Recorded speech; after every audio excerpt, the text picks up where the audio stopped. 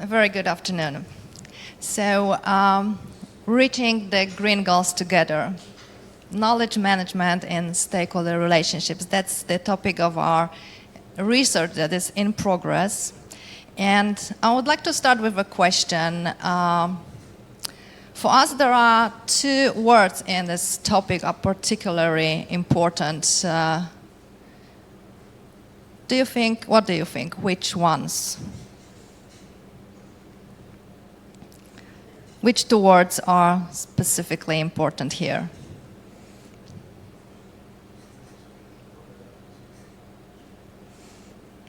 Okay, so the first is relationships. I hope you agree, because all the great presentations before were about relationships and different stakeholders, especially in the food and wine industry, of course.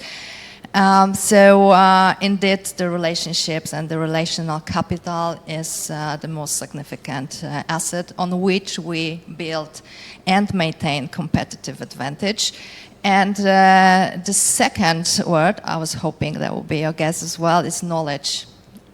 Another asset and a resource on which we build our success. And if we merge those two key factors, knowledge with relationships, probably we can get the recipe for success.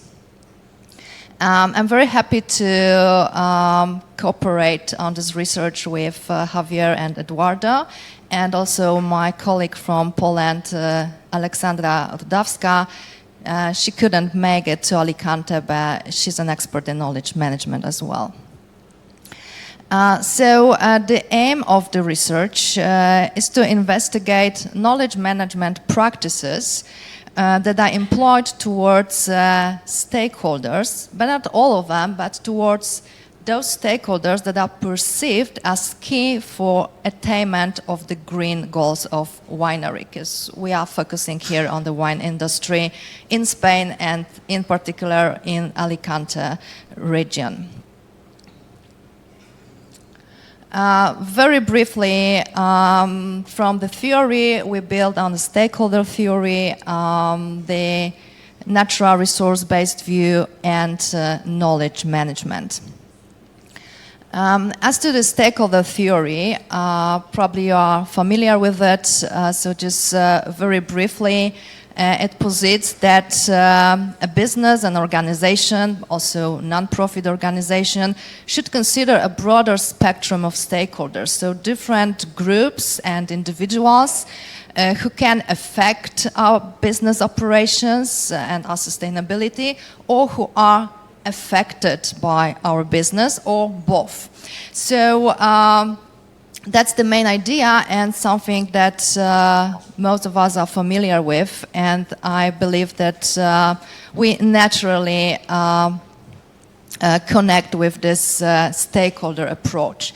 But there's another very important thing, maybe not that common, that the main insight of the stakeholder theory is that those stakeholders are interconnected, which means that whenever you create or destroy value for one stakeholder group, let's say customers or employees, you also affect the value creation for another group. So that's very important, and I think that in the previous presentations we noticed very clearly that the value creation process, which should be aimed at different stakeholder groups, also shows that they are, of course, interconnected or interdependent. Then the natural resource-based view says and actually expands the traditional resource-based theory, saying that the competitive advantage can be built also based on capabilities related to natural environment. And finally, knowledge, as I mentioned, which is one of the key resources and assets. And of course, nowadays, and especially in the food and wine industry, knowledge is very often the source of competitive advantage. Knowledge, understand, also as know-how, experience, This knowledge is shared with not only internal stakeholders, so the employees, entrepreneurs, but also with external stakeholders. So that's basically what our research idea is about. So we want to investigate the process of knowledge sharing in between or among different stakeholder groups, both internal and external, and how this can impact the attainment, the achievement of green goals. So why we focus on it is that we believe that if you want to achieve anything important, you can never do it alone. You just can't act alone. So it means that you have to cooperate, you need the support of other individuals and groups. And as I mentioned earlier, Ed Freeman on the slide, who is, let's say, the father of the stakeholder approach, he said that there are just two factors that make startups thrive. One is the business idea, and the other is the support of stakeholders. And also we just had the great example of Cuenca, the success story that was also built, as Eric introduced, on knowledge and the ability to actually capture and apply the knowledge and support of stakeholders. Our case study is Bodega Las Virtudes. It's a winery here in the Alicantes region. And stage one, I would like to just briefly introduce the study design, because as I said, we are at the very initial stage of it. So the first stage is about to identify who are the key stakeholders of this winery, from the perspective of achieving the green goals, so achieving the sustainability goals and to improve the green performance. So what we do here, we ask the CEO to identify all stakeholder groups in the environment of this winery. Then we ask also about the green goals and how those green goals are measured. So we were given a pretty long list of the strategic performance indicators of those green goals. And then we ask to evaluate the impact of each key stakeholder group on those green goals. So we create an evaluation matrix, and based on it, we would like to know who is actually the most significant in terms of achieving or improving green performance. And then at the second stage, we would like to investigate the knowledge management practices with those key stakeholders, with those, first of all, external stakeholders. And here we want to consider 4 aspects of knowledge management, which are acquisition, capturing, knowledge sharing, and knowledge application, finally. And then at the last stage, we would like to basically to do the same, but we would like to focus more on the internal process of knowledge management and knowledge management practices. Since we are pushed for time, I just would like to show you one of the tools that we use for our data collection. And this is a framework that I devised which support the identification of stakeholders and support or guide stakeholder analysis. And recently I've developed it into a web application which is free for use. So maybe this example also would be something that can inspire your research or your study. So using this tool, we collect the data. And now I'm going to show you the website and very briefly tell you how it basically works.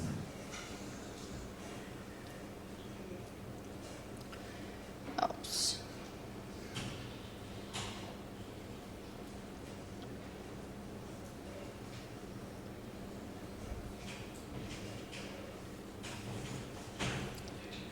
Okay, before I do so, because the browser was closed, unfortunately, so I'll have to do it again. So what we know so far about, from the stakeholder identification phase in Bodega Las Virtudes is that the CEO identified quite a broad spectrum of stakeholders,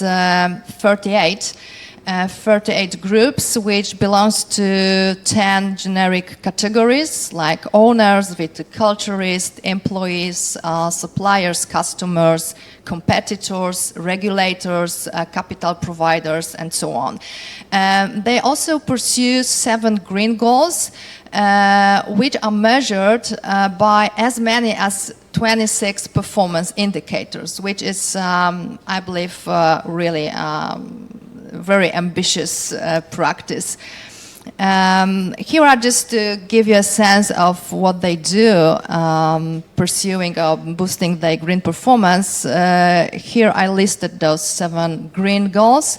They are related to carbon footprint, to sustainable agricultural practices, to water usage, which was mentioned here earlier as well, to biodiversity, to reducing waste and promoting recycling, to promoting and preserving the traditional landscape and, again, agricultural practices. But there is also the last goal, which is related directly to education and engagement among stakeholders, which I found very, very important.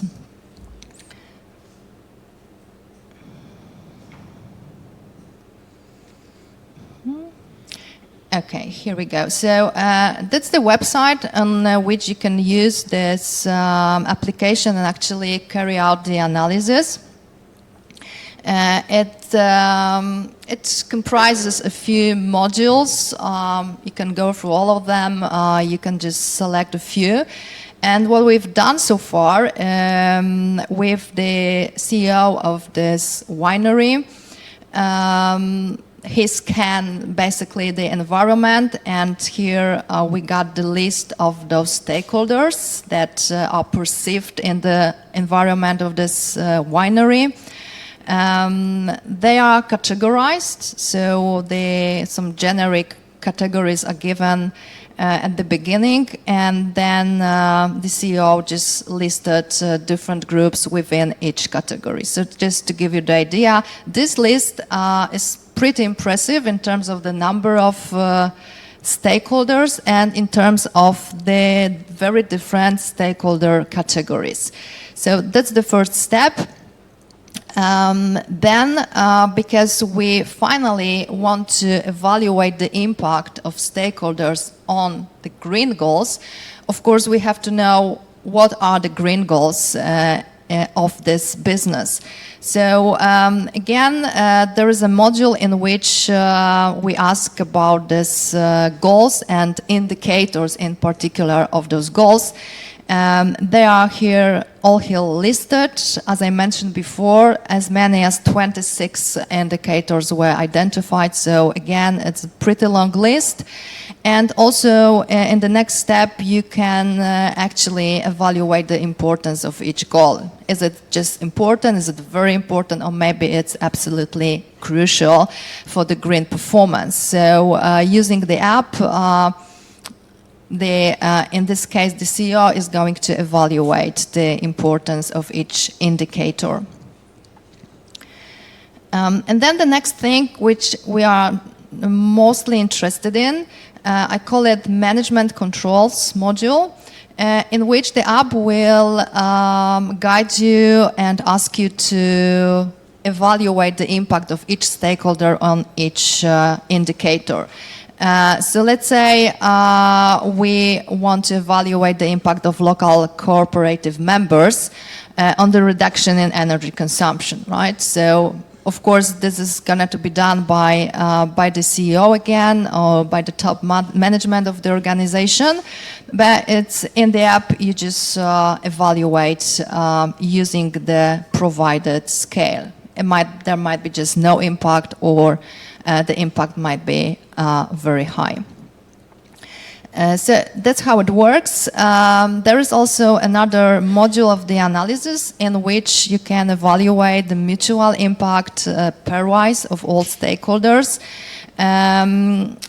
Just analyzing, for example, how the local cooperative members impact or directly impact the governing board or not. And we evaluated both ways because obviously those influences are not always symmetrical, or very often they are actually asymmetrical. And based on those evaluations, there is a matrix, and finally what we will get the maps of stakeholders from which we can actually interpret what roles they perform in the whole environment. And to show you this, I just need the next link. Just give me a sec. Because this analysis is not completed yet, so I would like to show you another example.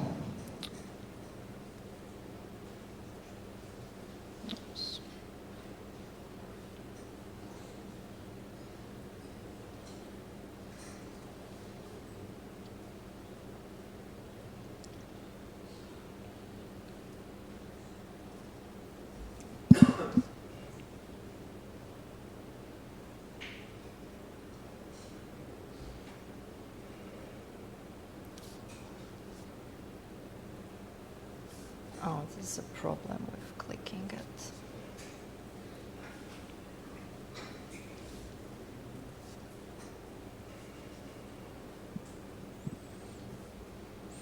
Okay, so just to skip the other modules and go to the last stage, which are the results, or the visualization of the results actually. From the analysis, what you can get, there are a few kinds of maps. First of all, you will be able to see all your stakeholders, all the identified stakeholders on one map from which you can tell what kind of systemic roles they play. And I'll show you the interpretation here, because those stakeholders might be more active or more reactive, which means either they impact the other stakeholders more than they are affected by them, so they have the active role in the environment. They can be more reactive, which means that they receive more the influence, they impact the others themselves, and then can be critical for the system, for the environment, or more buffering. We are especially interested in the critical stakeholders, in the critical groups, which means that they can change the rules of the game, right? They can destabilize the environment, or they can actually improve the whole system because of their critical systemic role. So just to give you a sense very briefly, and then one of the modules of the analysis will allow you to choose the most strategic stakeholders from your list, which means that they are going to be, or they are the most salient groups in the environment. In our research, we do it in relation to the impact on the green goals, of course, so it's limited to the green performance. And again, you can see we call it the cognitive stakeholder maps. And also when the whole analysis is completed, you can just download a report of the analysis, and with all the results and maps and tables and also definitions. So just as an example, I wanted to present, that's the one of the tool that we use in the data collection for the research. And then the other two stages that I mentioned, we are going to get the data using the in-depth interviews. So basically that was the idea. As I said, the research is in progress, and I'm very curious what we get at the end. Thank you so much for your attention.